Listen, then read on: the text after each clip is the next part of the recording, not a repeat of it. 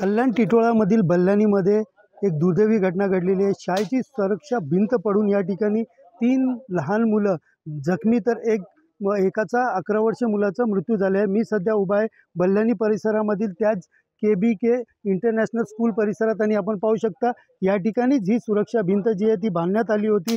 मात्र ही सुरक्षा भिंत 4 वाजेच्या सुमारास अचानक कोसळली आणि यावेळेला शाळेच्या बाजूला जी चाळ आहे या चाळीच्या परिसरामध्ये काही लहान मुलं खेळत होती, त्यांच्या अंगावर पडल्याने या ठिकाणी 3 जण जे आहेत ती जखमी झाली आहेत। त्यामध्ये 2 लहान मुलं गंभीर जखमी आहेत, तर एकाचा मृत्यू झालेला आहे आणि एक किरकोळ जखमी आहे। सध्या या ठिकाणी पालिका प्रशासन असेल, अग्निशामक दल असेल, या ठिकाणी जे धोकादायक झाडं असतील किंवा भिंत असतील ते JCBच्या साहाय्याने या ठिकाणी काढण्याचं काम सुरू केलेलं आहे। तर अग्निशामक दलाकडनं जे पावसाळ्याच्या अगोदर झाडे पडण्याच्या शक्यता अशी वर्तवली जाते, अशी झाडे देखील या ठिकाणी तोडण्यात येत आहेत। एकंदरीत पाहायला गेलं तर स्थानिक लोकांचा या ठिकाणी आरोप आहे की शाळा प्रशासनाला आम्ही भिंत पडणार असण्याची सूचना दिली होती, मात्र त्यांच्या हलगर्जीपणामुळे हा अपघात झालेला आहे। यामुळे शाळेवरती कुठेतरी गुन्हा दाखल करावा अशी मागणी करत आहेत। तर पालिका प्रशासनाने देखील या ठिकाणी कठोर कारवाई करण्याचा इशारा